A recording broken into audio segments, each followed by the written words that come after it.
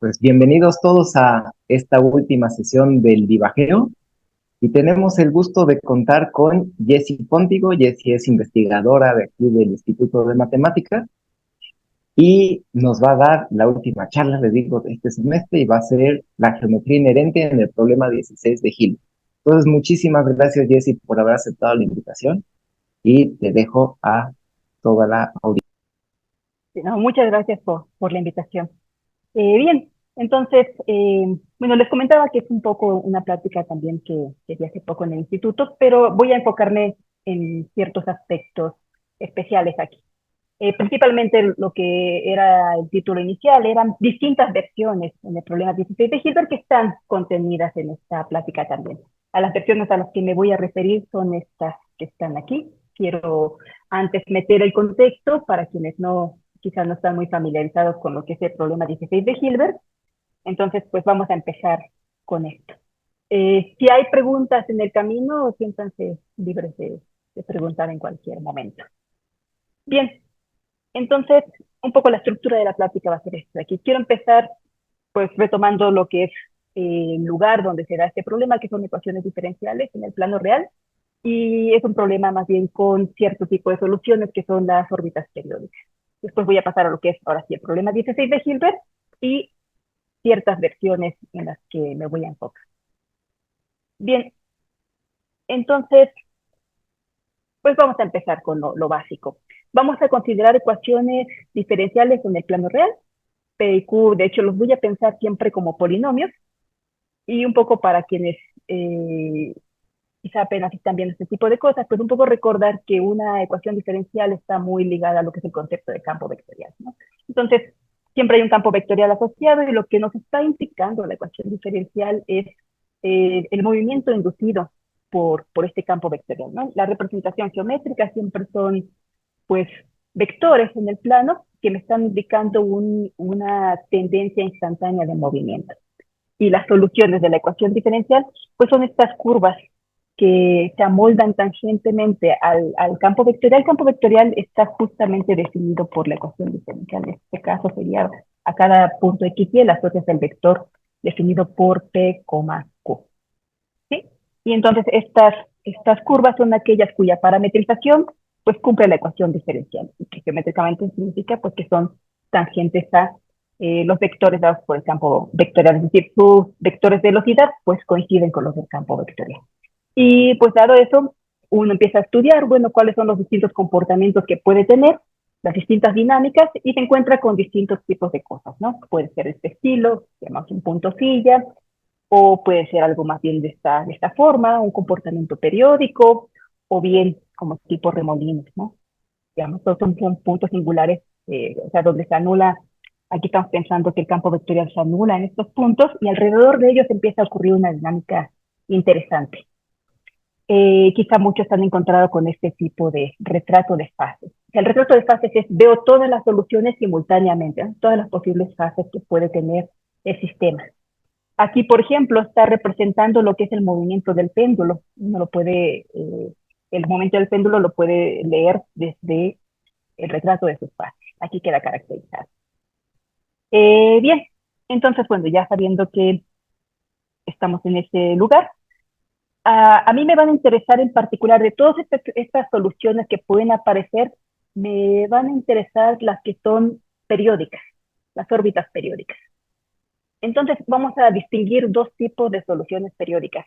Una donde más bien tienes toda una familia continua de soluciones periódicas. O sea, todo esto está lleno de soluciones periódicas, claro, no se intersectan entre ellas, pero están llenando aquí algo, un anillo. ¿Sí?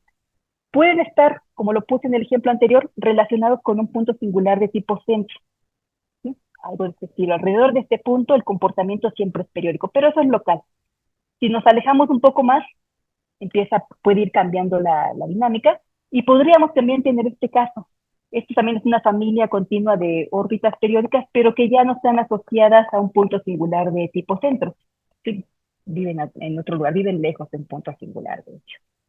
Un poco para distinguir los distintos tipos de órbitas periódicas de familias continuas que podemos encontrar, pero no siempre son familias continuas. podemos encontrar algunas que quizás están aisladas. Entonces, ¿cómo se vería una de ese estilo? Voy a bajar. O bien, como en este caso, aquí mi curva roja también es una solución periódica, pero sus vecinas ya no son soluciones periódicas. Y de hecho sus vecinas lo que tienden a hacer es más bien a acumularse en esta solución roja. Empiezan a girar alrededor de ella y así hasta el infinito. Igual por dentro podrían empezar a acumularse en esta solución roja, ¿sí? Y este tipo de órbitas periódicas aisladas reciben el nombre de ciclos límite. Y son bastante interesantes. De hecho, estas las introdujo Poincaré, Henri Poincaré, ahí por el 1889, cuando él estaba introduciendo su teoría geométrica de ecuaciones diferenciales, ¿no? En aquel tiempo empezó el problema de, bueno, algunas soluciones no se pueden encontrar explícitamente, y él enfatizó en estudiar la geometría de las soluciones.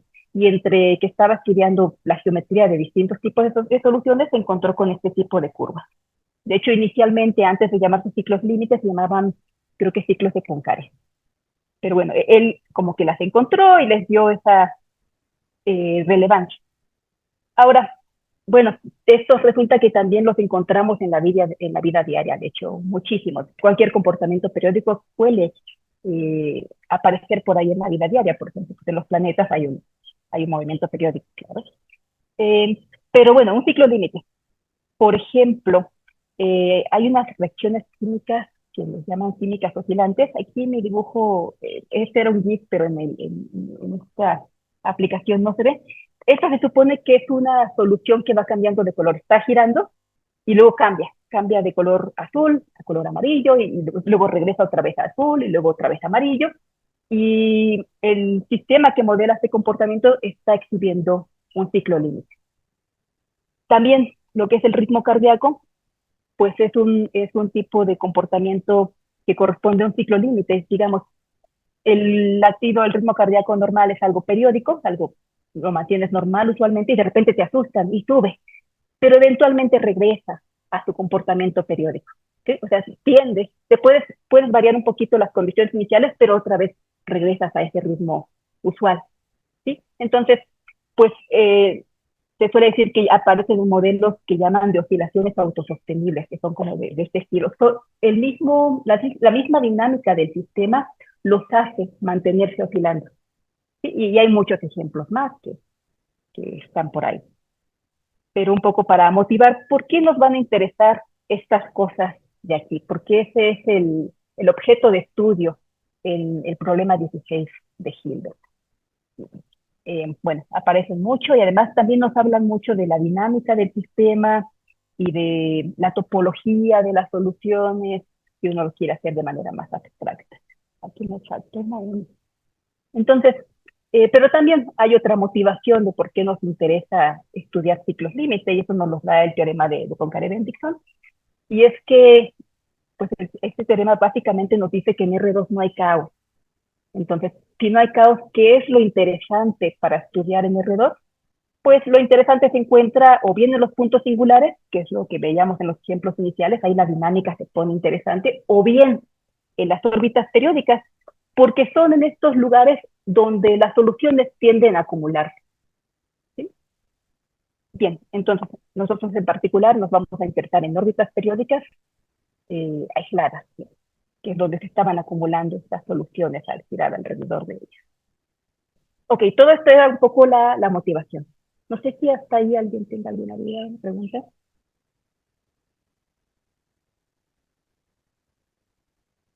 ¿No? Voy a pasar al problema 16 de Hilbert. Hola, hola. Entonces, ¿qué? Dime, Omar. Buenos días. Buenos días. Disculpa, ¿hay alguna caracterización en términos de, no sé,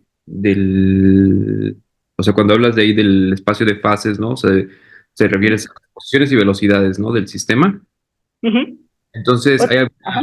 ¿hay alguna ecuación Ujú. diferencial ahí para caracterizar esos ciclos que te interesan? Sí. Usualmente es más fácil darlas en ecuaciones polares, ¿no? Por ejemplo, si hablas Ajá. como del radio, no sé si fuese, no sé, R-1 por R y Z igual a 1, creo. Aquí estarías diciendo, hay órbitas periódicas, bueno, aquí es un punto singular, pero hay una órbita periódica cuando R vale 1. Ujú. Y es aislada, de hecho. Entonces, esta estaría adquiriendo por ahí un ciclo límite. En Ok. polares se puede como controlar bastante.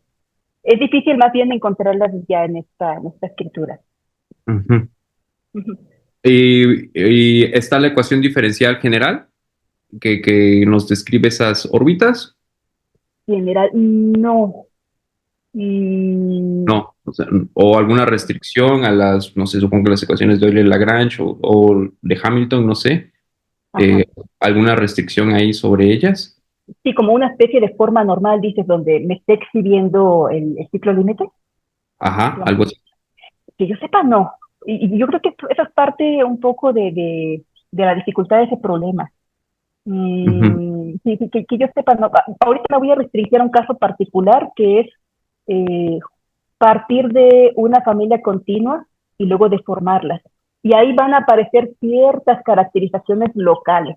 A lo mejor por ahí puede aparecer nuevamente tu pregunta, pero en general, que yo sepa, no, salvo, te digo, en polares podría como que hacerlos más visibles, Ajá, pero pero en sí, general no. en general no, creo que Vale. no. Ok. Bueno, sí, de hecho en general estarías tomando aquí x punto igual a t, y punto igual a q, polinomios, Ujú. cualesquiera de algún cierto grado máximo. Entonces, un poco lo que mencionas. La pregunta es justo caracterizar cuántos aparecen. A lo mejor si tuviéramos una forma normal podría ser más fácil caracterizarlo. Sí me dejaste pensando un poco en algo, no lo sé. Sí, está Eh, interesante, ¿no? O sea, porque sí. pues supongo que un poco es eso, ¿no? O sea, como a ver cuál es la ecuación diferencial que cumplen esas Ujú. curvas, Sí, ¿no? lo En que, específico. ajá. Sí, el problema es que puede haber muchísimas. O sea, están regadas por todos sitios. No sé, las formas normales a las que estoy acostumbrada son como cosas más locales. Por ejemplo, en puntos singulares tú puedes caracterizar cuando tienes un punto singular de tipo silla, de tipo centro, etcétera, pero es algo en una vecindad.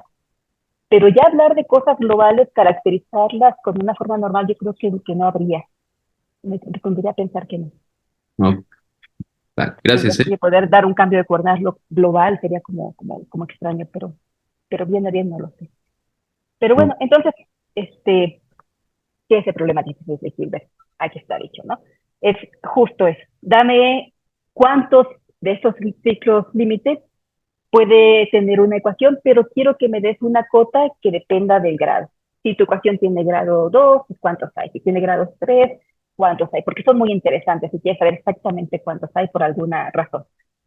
Eh, y podemos, lo que usualmente se hace, bueno, supongamos que existe. Vamos a llamarle a esta cota HN, como que número de Hilbert. Y uno puede empezar a empujar el problema. De hecho, para grado 1 es relativamente sencillo. Vamos a resolverlo para grado 1. Entonces, para grado 1 son sistemas lineales. Si hay gente aquí que ya llevó ecuaciones 1, pues lo puede resolver, ¿no? Uno caracteriza todos los tipos de retratos de fases que hay aquí. Y cuando los caracteriza, nunca le definen lo que es un ciclo límite. Porque de hecho no los hay, ¿no? Tienes cosas de comportamiento de tipo silla, de tipo centro, foco, nodos, pero nunca aparecen este tipo de soluciones. Y es que el problema de ciclos límite es algo pues, inherentemente no lineal. Ya a partir de cosas no lineales pueden surgir. Pero eso ya nos da una solución rápida para el caso de n igual a 1, es el número de Hilbert existe y es 0. Y uno quiere entonces pasar al siguiente nivel. Pensemos en cuadráticos, quizá la cosa va fácil. Y en cuadráticos la primera pregunta es, ¿existe? Ya no me digas cuál es la cota. ¿Existe o no? Es decir, algo que lo acote uniformemente, dependiendo del grado. Y ya aquí es problema abierto. No se sabe si hay algo que uniformemente está acotando el número de ciclos límite que una ecuación polinomial de grado 2 pueda tener. Entonces, ya desde aquí es ese problema difícil de Hilbert, encontrar la cota y en particular para grado 2 sería ya bastante bueno. Entonces, quiero ver ahora qué es lo que se ha hecho al respecto. Digamos, es un problema abierto, pero hay ciertas cosas que ya se han hecho actualmente.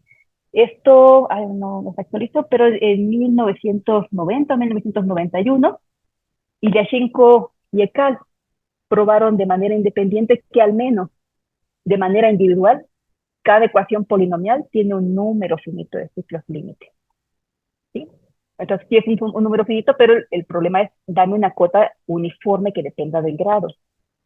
Eso es lo que todavía no se conoce. Sin embargo, bueno, esto les digo, fue más o menos como por 1991 o 1990, pero recientemente, en 2016, Ilyashenko encontró un detalle en su demostración. Entonces, lo cual hace un poquito tambalearse el resultado, eh, y lo están corrigiendo, digamos. Él lo ha mencionado, y él mismo lo dijo en unas conferencias que hubo, creo que en Canadá, en el Instituto Field, y dijo, pero que él sigue creyendo que es cierto el resultado, están varias personas él mismo trabajando en corregir ese detalle. Pero bueno, este problema, lo que quiero decir a continuación, es que justo tiene este tipo de comportamiento. Uno cree que ya avanzó algo y luego resulta que no, que hay por ahí algún detalle. De hecho, así empezó la historia de este problema. Voy a pasar en la siguiente lámina un poco cómo ha sido su desarrollo. Entonces les decía, bueno, Poincaré introduce lo que es el concepto de ciclos límite por 1889, creo. Y después Hilbert, pues ya ve que estas cosas son interesantes y lo mete dentro del problema 16, que es uno de los 23 problemas que dio en ese famoso Congreso Internacional en París. Y después, 23 años después, Dulac afirma ya haber dado la demostración del teorema de finitud, que es el que probaron después Ilyashenko y Ekal. ¿Y por qué lo probaron? Pues porque aquí hubo un error. O sea, de 1923 hasta la prueba de Ilyashenko y Ekal, digamos que se pretendió ya haberlo probado. Y luego, unos años después, resulta que también hay un detalle. Bueno, entonces, eso es lo que pasó en este año. Pero aquí la gente creía que era cierto y después siguieron avanzando y eran muy optimistas, ¿no? En 1955, Petrovsky y Landis, de hecho, utilizando herramientas de variable compleja, eh, afirman ya haber encontrado la cota explícita. O sea, él muestra, pues es un número finito. Ellos dicen, te doy la cota que depende uniformemente de él. Y además dicen que para el grado 2 es 3. Entonces la cosa pintaba muy bien, pero aquí le puse este título a esto por algo, justo por ese tipo de detalles que empiezan a aparecer. Cuando uno va a las conferencias donde hay como gente que está muy metida en este problema, todo se refiere así, que es un problema que tiene ese tipo de cosas, de que quieres avanzar y luego encuentras detalles y otra vez quieres avanzar y encuentras detalles. Es como muy, muy delicado. Pero entonces, ¿cuáles son los detalles?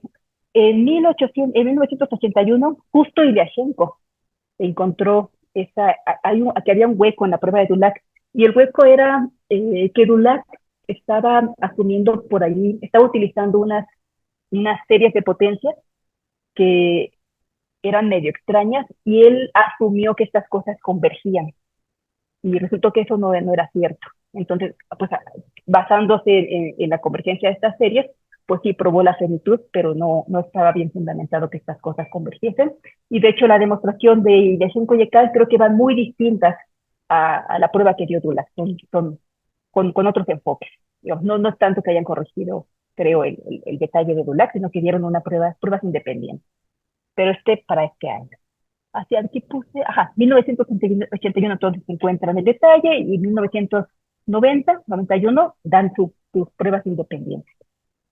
Y luego, bueno, se cayó ese resultado, pero también se cayó el de Petrovsky y Landis, que sonaba muy bonito. Y esto fue más o menos desde 1960, o sea, 5 años después de que ellos dan su resultado. Mucha gente, bueno, ciertas personas empezaron a dudar de si estaba bien o estaba mal. De hecho, también fue Ilyashenko, pero siendo muy joven, creo que 21 años o 24. Él intentó recrear la prueba que ellos dieron, y creo que se metió con las cuentas y algo no daba, y va y le pregunta a un profesor, creo que fue a Sergei Novikov, y le dice que esto no está, no me cuadra, no sé si me equivoqué, le enseña sus cuentas y Novikov pues confirma que en efecto Ilyashenko había encontrado un detalle importante en la prueba de Petrovsky y Landis, por lo cual igual la prueba se cae. Y más aún, después unos matemáticos chinos encuentran una ecuación de grado 2 donde esta no es la cosa, una ecuación de grado que exhibe 4 ciclos límite. Entonces, la historia de estos dos resultados, digamos, no quisiera decir terminan ahí porque pues, tenían ciertos detalles, no nos dan la respuesta, pero lo bueno que tiene este tipo de problemas y muchos problemas de la lista de Hilbert es que si bien no tenemos de algunos de ellos la solución, ayudan mucho a desarrollar la teoría. Entonces, estos han ayudado a aportar este tipo de cosas aquí. De hecho, el estudio de formas normales que comentábamos hace rato con Omar, lo de las foliaciones, esas ecuaciones ya en el plano proyectivo, esto lo ocuparon también Petrovsky y Landis, teoría de bifurcaciones, que es de lo que voy a hablar a continuación, y de las versiones infinitesimal y tangencial, el estudio de estos objetos, etcétera. Y hay varias cosas que empiezan a salir cuando uno intenta resolver el problema 16 de Hilbert. Entonces, quizá a veces la solución no es lo más importante, sino la teoría que empieza a salir. Y bueno, quiero pasar con eso a la siguiente versión del problema 16 de Hilbert. Entonces, ¿qué es la versión infinitesimal? Eh, Arnold en los 60 pues propuso el siguiente enfoque. Vamos a empezar con un objeto sencillo en el sentido de ciclos límite. Eso es una ecuación hamiltoniana, ¿no? Las curvas de nivel de F, ese es el hamiltoniano, están conteniendo a las soluciones de esta ecuación. Y las ecuaciones hamiltonianas sabemos que no tienen ciclos límite, ¿no? Nada se puede acumular en una ecuación hamiltoniana en particular, pues no se pueden acumular las soluciones en un ciclo límite. Pero, ¿qué pasa si a esta ecuación hamiltoniana la movemos un poquito? Hacemos una perturbación de ella. Pues resulta que si estamos partiendo justo de lo que les comentaba al inicio, una familia continua de órbitas periódicas, están llenando aquí un anillo. Y hago la perturbación, entonces algunas de estas podrían mantenerse periódicas, aquí las estoy dibujando de rojo, pero la mayoría seguro se van a romper. Entonces, la pregunta es, pues, ¿cuántos ciclos límite pueden surgir al realizar una perturbación de este estilo? Entonces, de la ecuación que teníamos arriba, voy a subir un poco otra vez, es de unas que perturbaste, aquí P y Q también son polinomios, F lo estoy pensando polinomial, quiero que me digas cuántos ciclos límite produces, dame una cota que dependa del grado de F y del grado de P y Q, es decir, del grado de la perturbación. Esa es la versión infinitesimal del problema 16 de Hilbert. Entonces, quizá es restringirnos, no dame una cota global, dame algo local bajo perturbación. Entonces, ¿qué se sabe en esta versión? Voy a pasar a lo siguiente. Bueno, un poco para entender que las técnicas que se están ocupando, antes de dar un poco los resultados que haya actualmente, y quizá también está relacionado con la pregunta de Omar, no lo sé. Vamos a ver cómo puedes detectar los ciclos límite que están surgiendo. Entonces, lo que uno utiliza aquí es lo que se conoce como la transformación de primer retorno de Poincaré, que es a cada punto que esté Yo sobre tengo la una transversal. pequeña preguntita rápida. Sí, Dices que es una perturbación local, o sea, sí, en cuanto a local me refiero dentro de este anillo. En lo local me refiero qué está pasando únicamente aquí, ok, en esta familia continua de órbitas periódicas. Claro, esta es una expresión global, eso tienes razón, hay todo, está dibujándote todo un retrato de fases, una ecuación que está definida en todo el red. ok, ya, ya, P son gracias. polinomios, esto está definido de hecho en todo el plan. Epsilon lo estoy tomando suficientemente pequeño. Y lo que me está interesando quizás no es lo que está ocurriendo por acá lejos, que finalmente se va a conectar. Entonces, tan local no va a ser. Es justo lo que quiero llegar es, tú empiezas, nada más te está interesando qué está pasando con esta familia continua de órbitas periódicas. ¿Qué está pasando? Esto. Y hasta ahí no estoy viendo lo que ocurre con las vecinas. Pero lo que ocurre con las vecinas está muy relacionado con lo que ocurre aquí. ¿Okay? Pero Gracias. bueno, gracias por la pregunta. Entonces, aquí de momento me restringo nada más a este lugar, sin ver lo que está ocurriendo en otro lado. Entonces, asocio esta transformación, parto de un punto que está en la transversal y dejo correr el tiempo. Dejo correr la solución y eventualmente tengo que regresar a la transversal. Ahí regresar al mismo punto. Pero si la curva se rompió, pues entonces regresa a un punto distinto. Entonces la transformación de primer retorno me está diciendo si regresé o no al mismo punto, es decir, si la órbita se mantuvo periódica o si se rompió. Y esta expresión está definida en términos de las soluciones de la ecuación. Uno puede probar que si aquí todo es analítico, aquí de hecho todo es polinomial, entonces las soluciones también tienen una dependencia analítica, de modo que esta función resulta ser analítica también. Aquí estoy en una vecindad donde no hay puntos críticos, todos son regulares, eso me permite poder concluir eso. Y de hecho puedo parametrizar, es muy útil a esta transversal con los valores de las curvas de nivel de F, de hecho con los valores de F, de tal manera que, aquí voy a rayar un poco, si esta cosa pasó por el punto T, eso significa que esta curva, la voy a denotar así, gamma de T, está contenida en el nivel T del hamiltoniano F. ¿Sí? Es decir, F restringido a tau, tau lo voy a parametrizar de tal manera que esto sea la identidad. ¿Sí? Estos son los niveles de F. Vale, eso lo puedo hacer porque no hay puntos, aquí solo hay puntos regulares dentro de este anillo. Y bueno, entonces, como esta es una función analítica, la podemos desarrollar como serie de potencias. Lo estoy desarrollando como series de potencias de epsilon. Aquí M1 y M2 son funciones analíticas en T, es decir, en los valores de la transversal. Pero más que esta transformación de primer retorno, me va a interesar trabajar con lo que se conoce como la función de desplazamiento, es decir, la diferencia que hay entre estos dos, qué tanto se desplazó esta curva con respecto al punto de donde inicia. ¿Sí? ¿Qué es esta diferencia de aquí? Y que de acuerdo a esta expresión, pues me queda de esta forma. Entonces, los ceros de la función del desplazamiento me están indicando dónde se preservó una solución periódica. Entonces, estamos traduciendo el problema de encontrar ciclos límite a encontrar ceros de una función analítica. Y como es una función analítica, sabemos que los ceros son aislados. De modo que si esta cosa no es idénticamente cero, tiene un número, bueno, tiene ceros aislados, y cada uno de esos ceros aislados pues corresponde a órbitas periódicas aisladas aquí, es decir, a ciclos límites. ¿Sí? Entonces el problema ya queda como más entendido. Vamos a acotar los ceros de esta función. Perdón. Sí. Entonces, si hay órbita, o sea, si hay desplazamiento y hay ceros de esa cosa, hay órbitas cerradas, ¿no? Si hay desplazamiento, si esta cosa, exacto. Si no fue idénticamente cero, ¿no? Ajá. Sí, porque sí. Exacto. Si fue idénticamente cero, pues aquí todo se mantuvo periódico. Pero si en algún lugar si no es idénticamente cero, es decir, hubo algún desplazamiento, pues no cero, hay entonces ciclos límites. Ajá, ok. Okay. Y son los casos que quiero justo distinguir ahorita, esto es lo que comentaba hace un rato. Bien, de hecho, de esta expresión,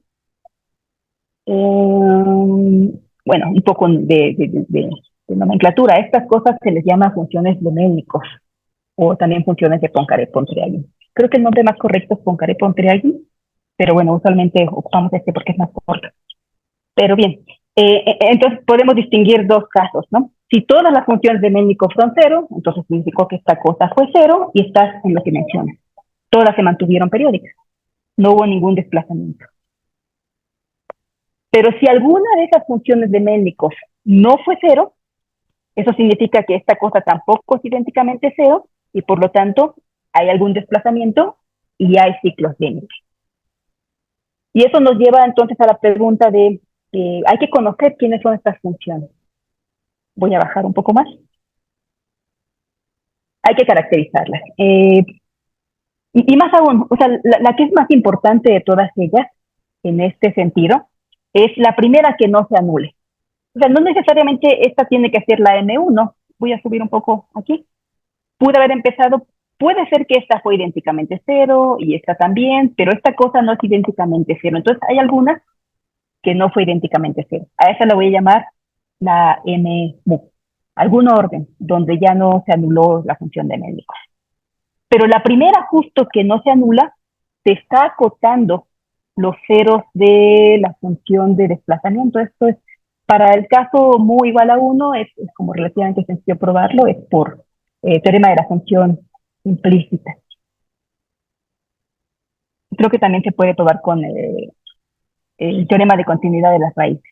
Entonces, los ceros de esta función, aquí en vecindades, si quiero enfatizarlo, ya lo voy a mencionar un poco en la vecindad que está foliada por soluciones periódicas, no hay puntos críticos. Entonces, si no hay puntos críticos, es decir, si estamos siempre trabajando en un lugar regular, esto es cierto. Los ceros de esta función, de hecho, se corresponden con los ceros de la función de desplazamiento, incluso incluyendo multiplicidad.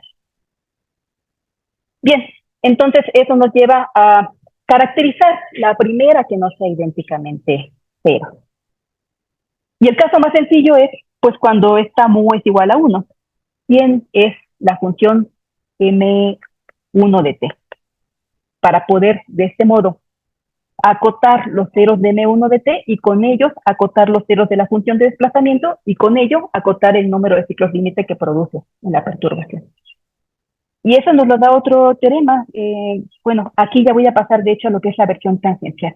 Entonces, la versión tangencial es concentrarse con lo que pasa con el primer término, el término de orden 1 dentro de la función de desplazamiento.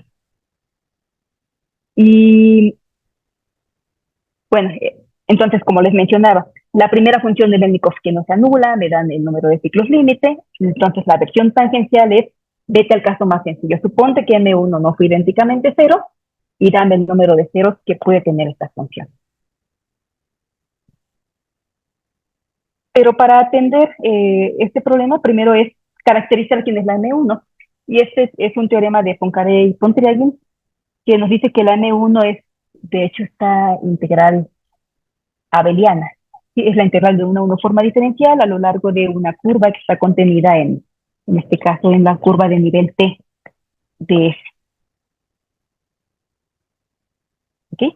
Entonces, está muy bien caracterizada quién es M1. Por lo tanto, podemos preguntarnos ahora, la versión tangencial se podría reducir en acotar los ceros de integrales abelianas en términos del grado de PQ y del grado de S. ¿Sí? Voy a bajar un poco más. Voy a anotar esta forma diferencial un poco para ahorrar la notación como omega. Entonces, si uno se olvida incluso del contexto anterior, uno lo podría plantear así. Bueno, tengo una integral abeliana, dame una cota para el número de ceros de esta cosa en términos de los grados de S y de omega. ¿Ok?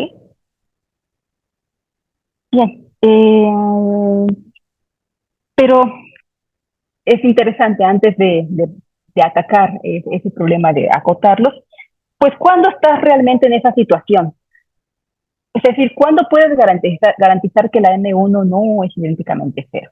Y aquí es donde empiezan a ocurrir más lo que es la geometría compleja, y que son las técnicas que se suelen utilizar para estudiar ese problema. Bien, entonces, quiero que veamos un poco esta pregunta, ¿cómo la podríamos resolver? Y para esto, me tiene un ejemplo por aquí. ¿Ok? Entonces quiero caracterizar esto en términos de omega, F y la curva gamma de F. ¿Cómo tiene que ser omega para que esto no sea idénticamente cero? ¿O cómo tiene que ser omega para que esto sea idénticamente cero?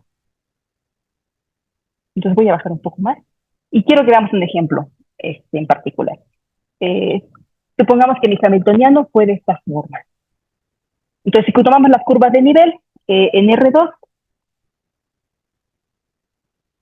tiene esta expresión, ¿no? Entonces, el retrato de fases en R2. ¿Ok? Tengo 3 puntos singulares, 2 son de tipo centro y hay uno aquí de tipo cincho, que es el que también les había puesto por ahí en una lámina anterior. Y voy a distinguir aquí justo los 3 tipos de órbitas periódicas que puedo tener. son los que viven en la vecindad de este punto singular de tipo centro, los que viven en la vecindad de este otro punto singular de tipo centro, y estas que he hecho de color azul, las que no viven en la vecindad de un punto singular de tipo centro. Pero me voy a restringir en estas. Voy a pensar que mi gamma 1 de T es mi gamma de T que tenían el problema tangencial. Aquí, de hecho, estos puntos críticos corresponden al valor crítico menos un cuarto. Y este corresponde al valor crítico 0. Esos son los puntos. Donde hay valores críticos es donde hay puntos críticos de la ecuación diferencial también. Entonces me voy a preguntar, ¿cuándo? Esta sería como mi M1 de T. ¿Cuándo mi M1 de T es idénticamente 0? Entonces voy a suponer de momento que lo es. Voy a ver qué consecuencias tiene esto con respecto al omega. Y resulta, ahorita vamos a ver por qué, que basta con que se esté anulando esta integral abeliana a lo largo de esta familia continua de órbitas periódicas para que las otras dos también se anulen. Y es lo que les comentaba. Si bien estoy empezando en la vecindad de estas órbitas periódicas, hay un efecto global por ahí que se está transmitiendo. Y la pregunta es, pues, ¿cómo se están relacionando estas que aparentemente están muy lejos de este lugar? Y la respuesta está en los complejos. Ya no hay que pensar en R2, sino hay que pensar en C2, y ahí se están conectando estos tres tipos de curvas. ¿Sí? Entonces vamos a pasar a los complejos para ver cómo se están conectando. Entonces vamos a considerar lo que es la complejificación. Ya no voy a pensar en S como una función de R2 en R, sino como una función de C2 en C. Y entonces las curvas de nivel ahora son curvas complejas, que viven en C2, lo que conocemos como una superficie de Riemann.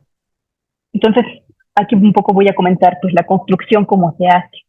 Para construir la superficie de Riemann asociada a esta expresión, aquí podemos despejar lo que es y en función de x, y nos resulta, no sé si hay alguna duda por ahí. Simple. Sí. Bueno, o sea, la idea es que ahora vas a complejificar, pero, Sí. o sea, viene un poco, creo, no sé, o sea, te pregunto, si viene un poco fundamentado en que, o sea, el epsilon que tomamos al desplazamiento infinitesimal, en principio era real, ¿no? ¿Era qué? Era un número real, ¿no? En principio. Sí, o lo puedo tomar también complejo y pedir que simplemente tenga un módulo muy pequeño. Ajá, pero al menos para la geometría ahí del sistema. Sí, tienes razón. Para preguntarme lo que es, si hay ciclos límites, lo estoy pensando real y ver qué está ocurriendo dentro del plano real. Sí. Entonces, un poquillo sería como le necesito complejificar porque el polinomio ese que sale ahí podría no tener soluciones reales, ¿no? Que en principio el épsilon podría ser real o debería ser real, al menos geométricamente no. Sí, no, tomemos lo real, pero más bien para lo que voy a complejificar es para poder entender cómo están viviendo estos tres tipos de curvas en un mismo objeto. Lo que va a resultar, de hecho, entonces, estas son las curvas reales, ¿no? En dimensión real 1, están separadas, de hecho, estas viven en el mismo nivel T, y a este le he puesto T' porque está en un nivel distinto.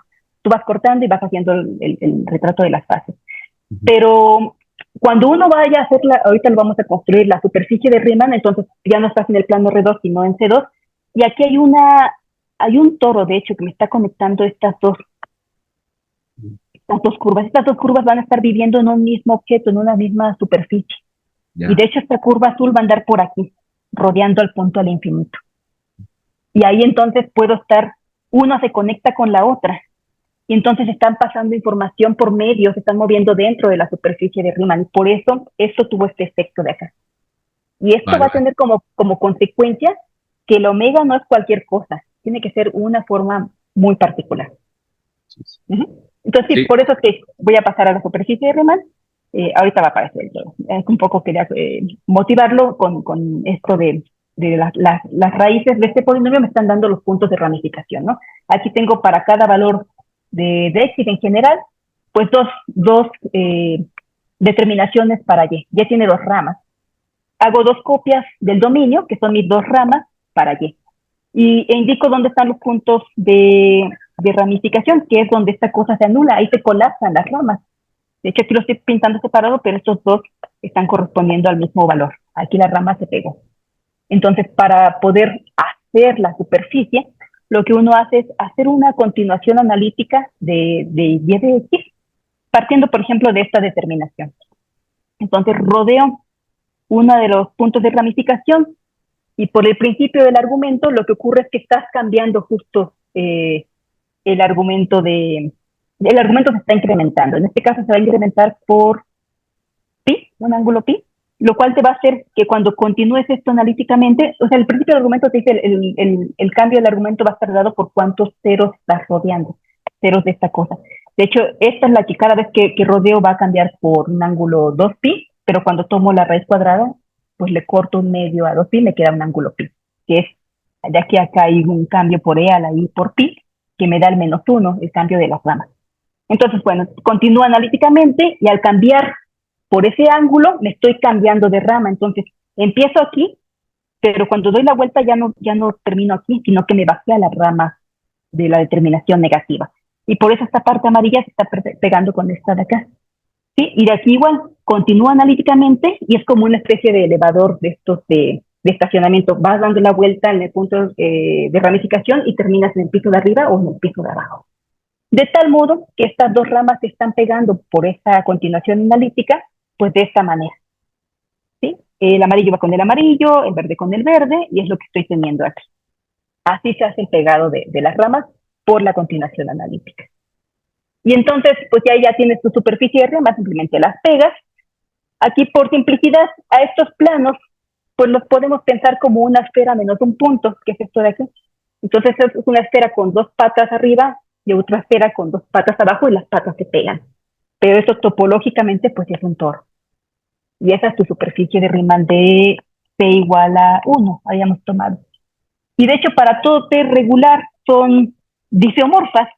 Si T es un valor regular, siempre te va a salir un toro. Cuando T sea un valor crítico, entonces la topología va a cambiar. Ahorita lo voy a ver. Pero ahora sí, quiero ver, ya sé que mi curva compleja es un toro, ahora quiero ver dentro de este toro cómo se ven mis curvas que yo tenía en el plano real. Entonces voy a pasar un poco por aquí, y es lo que te decía. Voy a distinguir nada más, no toda la familia, sino una de cada una. A esta las voy a pintar de verde y esta de azul. Y lo que estoy viendo aquí en R2 es la huella real de este objeto que vivía en C2. ¿Sí? De tal manera que estas dos curvas verdes las estoy viendo por aquí.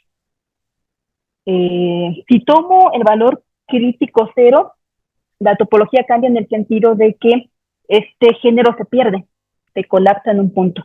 De hecho, aquí pinté una curva más que yo no veía en el caso real. Aquí lo que me va a interesar de fondo, lo que va a estarte dando la clave es el grupo de homología o, si te vas a órdenes superiores, el grupo de homotopía de esta superficie de Riemann. Entonces, este es uno de los generadores de la homología, ¿no? Voy a poner atención en él.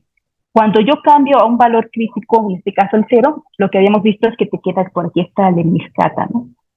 Y aquí esto significa que este género se colapsó en un punto y esta curva se perdió, ya no aparece aquí. A este tipo de ciclos, donde cuando te acercas a un valor crítico se pierden, tienen un nombre especial, le llaman ciclos evanescentes. De hecho, cuando me pego al valor crítico que corresponde a estos dos puntos críticos de tipo centro, los que se van a colapsar son estos verdes, ¿no? Como que te pellizca el toro allí. Un poco por distinguir la topología. Pero ahorita lo que quiero es que veamos las distintas huellas reales que te va dejando la superficie de Riemann. Entonces, en este caso, me está dejando estos dos verdes, para este valor crítico me está dejando esta roja, y esta azul, pues corresponde del nivel donde tomo una T que es mayor que 0, y aquí recordemos que esto es topológico. Este punto era el infinito, entonces realmente está muy, muy lejos, y puedo pensar que es un hoyo muy, muy grande. Entonces, cuando lo intersecto con R2, pues me está dejando estas curvas que estoy viendo aquí. Esa sería su huella real. Entonces, cada curva que estoy viendo aquí en R2 es simplemente una huella real de la superficie de Riemann que veía en C2. Pero entonces mis tres curvas, estas dos verdes y la azul, las estoy viendo dentro del mismo toro, ¿sí? Con un extra, que va a ser esta que yo no veía en R2. Y de hecho, esta curva amarilla es la que me va a estar ayudando a pasar información de lo que ocurre aquí a lo que ocurre acá, porque me está conectando estas dos familias de órbitas periódicas. En este caso, estas dos órbitas periódicas. Voy a ver de qué manera los conecta. Entonces, aquí un poco recordando el dibujo real, aquí esta curva que yo no veía en R2, pero que me está causando la conexión entre lo que ocurre aquí y lo que ocurre acá. Aquí ya lo veo todo dentro de mi toro. Mi curva azul es la que está rodeando al punto al infinito. Aquí simplemente quiero hacer una observación más. Esta curva azul es la composición, la concatenación de estas dos, ¿no? Me las puedo llevar aquí, a este lugar, y al hacer recorrer primero gamma 1, luego gamma 2 inversa, pues esto se está deformando en esta curva que está rodeando al punto al infinito. Entonces, gamma 3 en realidad estaba caracterizada en términos de gamma 1 y gamma 2. Eso en R2 no era nada evidente, ¿no? Tendría que subirlo en una superficie. Entonces, los tres ciclos aquí importantes son a los que hemos llamado ciclos evanescentes, que es que cuando me acerco al valor crítico 0 se colapsa en un punto, y estos dos, que también cuando me acerco a un valor crítico se colapsan en un punto.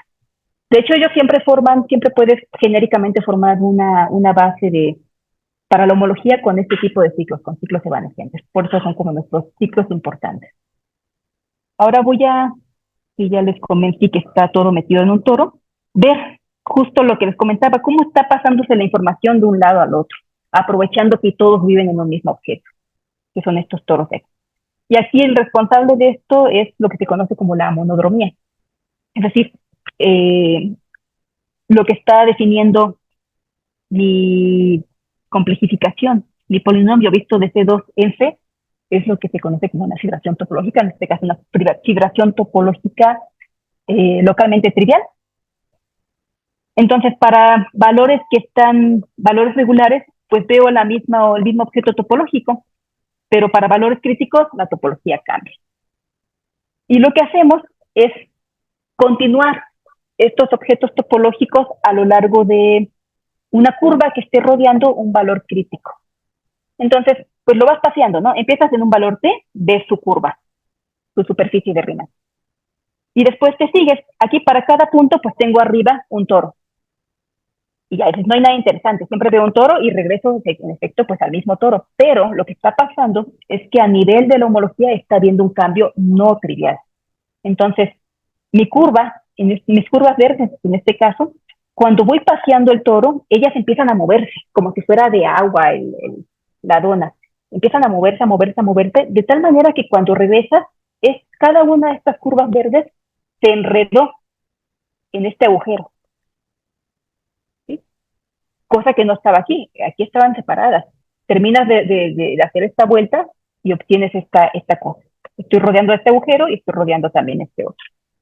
Aquí solamente dibujé una de las curvas verdes, pero la otra también hace exactamente lo mismo. Esto se puede estudiar localmente. Digamos, si hago un corte aquí de esta parte, pues lo que está pasando es esto de aquí, como que empieza a dar la vuelta, de tal manera que rodeó toda esta parte. La mejor manera de hacerlo es por medio de, otra vez, tomar las dos cartas, las dos ramas, y ver qué está pasando ahí, y luego volver a pegar. Y cuando uno vuelve a pegar, se da cuenta de que ocurrió este efecto de enredarse en uno de los ciclos evanescentes. ¿Ok? Entonces, digamos que a este cambio de gamma 1 es en el que me estoy enfocando. Su cambio, cuando empiezo a rodear aquí y terminar en este lugar, es a lo que llamamos monodromía. Entonces, ya no empecé con gamma 1, pero terminé con gamma 1 enredado con delta, que es esto que estoy viendo aquí. ¿Sí? Y esto a su vez está relacionado con la continuación analítica de esta función. Es una función, a T ya lo estoy pensando con valores complejos. Entonces es una función de valores complejos, puedo continuarla analíticamente. Es una función multivaluada. Y la continuación analítica a lo largo de este lazo está dada por la integral en la monodromía de la curva.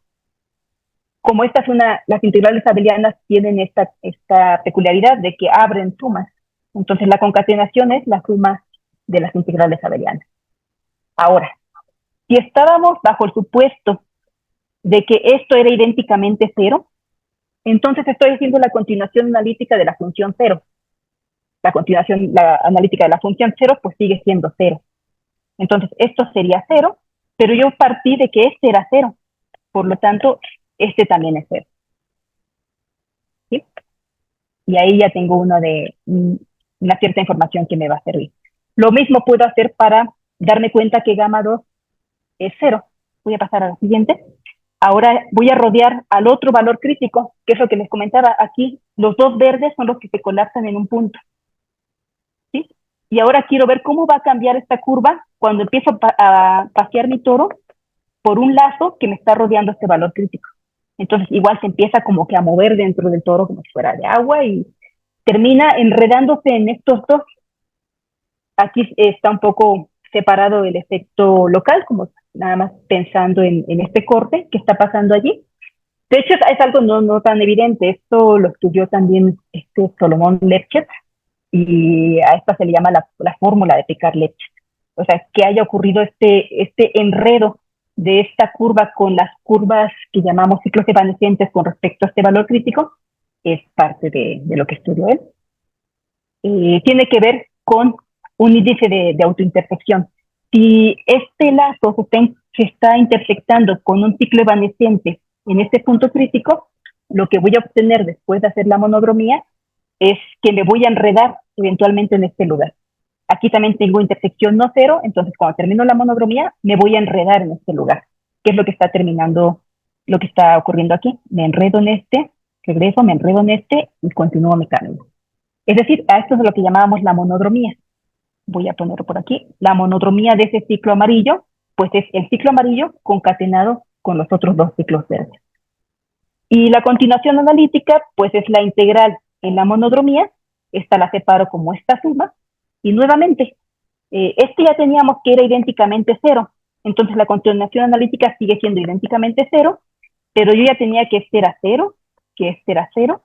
Por lo tanto, este también es 0.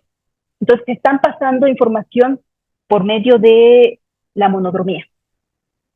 De tal modo que, así, cada uno de estos fue 0, en gamma 1, en gamma 2, en delta, y como gamma 3 era concatenación de estos dos, pues en gamma 3 también es 0. Y era lo que les decía al inicio, se están como pasando la información. Y el responsable aquí es esa cosa que llamamos monodromía, que es ver cómo están cambiando cada uno de los ciclos en la homología cuando tú estás paseando tu fibra alrededor de valores críticos. En este caso, la monodromía pues fue cada uno de los ciclos evanescentes, lo estoy separando, y de hecho me está generando a toda la homología o a todo el grupo de homotopía. Y eso es algo que genéricamente ocurre. Mi ejemplo, quiero aclarar, no fue genérico, porque había una simetría por ahí, pero genéricamente lo que va a ocurrir es que por monodromía, cuando tú empiezas con lo que llamas un ciclo evanescente, o bien con una familia continua de órbitas periódicas bonitas, un poco como la que hemos tomado, y haces la monodromía, vas a generar a todos. De tal manera que si tú partes de la información de que en ese ciclo era idénticamente 0, vas a tener que para todos los demás también es idénticamente 0 la integral abeliana. Y esto te permite demostrar por integración, uno puede definir esta curva R, esto va a permitir que por integración no haya problemas de indeterminación al momento de definir esta R por integración en lazo. Entonces llegas a que la omega no es cualquier cosa, la omega tiene que ser una expresión de este estilo. A esta se le llama algebraicamente relativamente exacta. Y de hecho, si uno acota aquí el grado, puede ver de que si la M1 era idénticamente 0, esto implica entonces que la omega es de esta forma, y si este término no apareciese, estarías diciendo que tu deformación es nuevamente una deformación hamiltoniana, una deformación exacta, de tal manera que M1 idénticamente 0 te implicó que delta tiene que ser idénticamente 0, porque estás deformando con un hamiltoniano a un hamiltoniano. Entonces, llegas nuevamente a una ecuación hamiltoniana. Bien, esto era nada para poder introducir lo de las curvas las superficies de Riemann y ver por qué necesito pasar a los complejos. Porque está un poco pegado. De hecho, aquí hice un poquito una digresión. A este tipo de problemas de poder caracterizar cuándo la omega produce que la M1 o esta integral abeliana sea idénticamente cero y poder decir la omega como tiene que ser, también se le conoce como la versión tangencial del problema de centro-foco. Así como está el problema, la versión infinitesimal del problema de Hilbert, está la versión también infinitesimal del problema de centro-foco, que es caracterizar las deformaciones que no te producen ciclos límite, es decir, que te mantienen la órbita, la familia continua de órbitas periódicas. Son dos problemas paralelos que uno usualmente se pregunta por los dos cuando está atendiendo este tipo de problemas. Pero bueno, entonces, si no estás en esta situación, ahora sí tienes derecho a preguntarte qué pasa con los ciclos, con los ceros de esta función. Ok, no estoy con una forma de este estilo, mi M1 no es idénticamente cero, y eso lo resolvieron. Ya, de hecho, esto fue en el 2010, creo, más o menos. Benjamini, Novikov, Gal Benjamini, Dmitry Novikov y Sergei Yakovenko prueban, dan una cota explícita. Y eso es bastante bueno, digamos, es la primera cota explícita que hay dentro del problema 16 de Hilbert, pero en este caso en esta versión infinitesimal. Y la cota es algo de este estilo. Es una doble exponencial, es 2 elevado a la 2, algún polinomio que dicen que ha integrado lo más 61. Los detalles no me los sé, pero lo que sí sé es que ellos mismos han mencionado, o sea, hay muchísimas, o sea, su demostración, su teorema es, su artículo es como de 70, no sé, 70 hojas, muy, muy grande, y meten teoría muy pesada. Estudian ciertos tipos de funciones, pero ellos mencionan, o sea, esta cota no es óptima. De hecho, se queda muy grande, no es una cota así, enviando maquinaria pesada.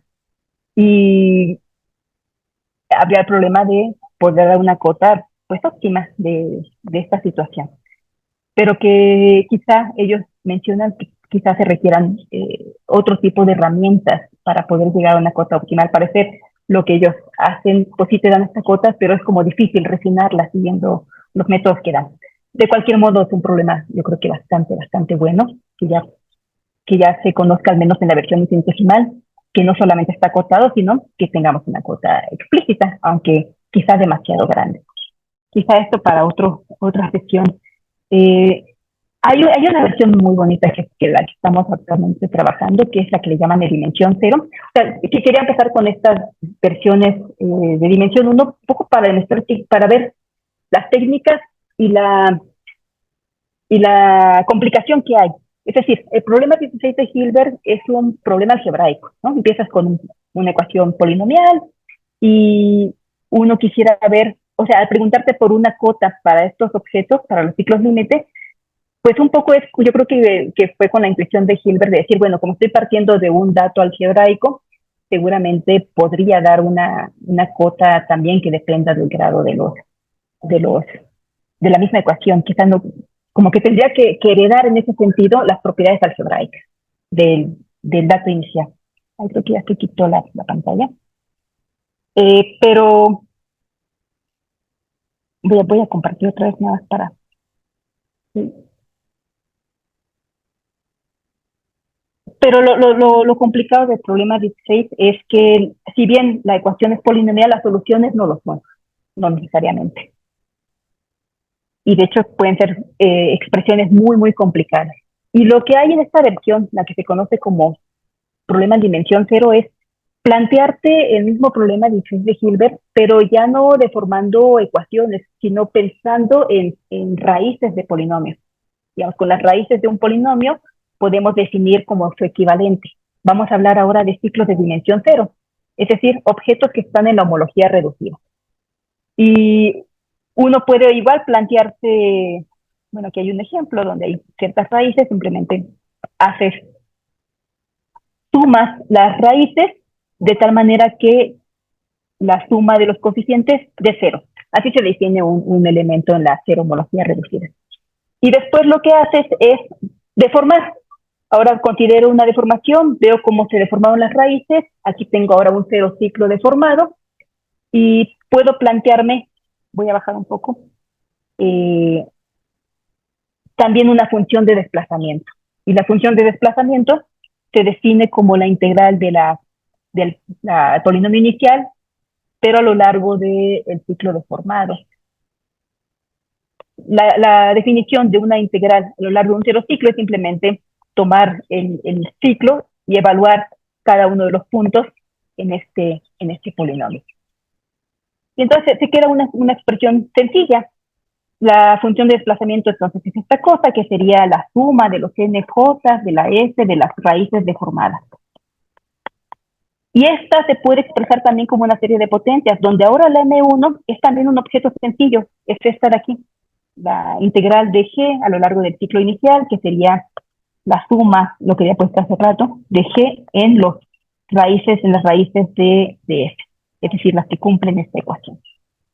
Entonces, aquí lo interesante es que todo se está manteniendo algebraico. Y uno puede preguntarse, igual, por los ceros de esta cosa, que sería la versión infinitesimal, y los ceros de esta cosa. Y tenemos unas cotas a las que hemos llegado. También se puede llegar a, digamos, sería como problema infinitesimal en dimensión cero. Aquí las cotas son un poco más pequeñas. N es el grado de G, M es el grado de S, y el número de ceros que puede tener a lo más la función de desplazamiento en este contexto, para este caso, es esto de aquí. Para distintos casos, dependiendo si m divide a n o no, bueno, la cota varía un poco. Digamos, hay cotas explícitas. Igual para el caso tangencial, voy a denotar la cota de esta manera. Esto es para los ceros de la m1 de t en este contexto. Igual aquí en este caso las dos cotas coinciden, pero bueno, si cambias para distintas situaciones de m y n, la cota se modifica un poco. Y aquí todo se resuelve de manera algebraica. Aquí la idea de la demostración es pasar a intersecciones de curvas algebraicas y utilizar el teorema de Bézout. Después sustraer algunos puntos donde se intersectan al infinito, hacer corresponder cada punto de intersección con un valor de t, y ya, eso es como cosas de conteo.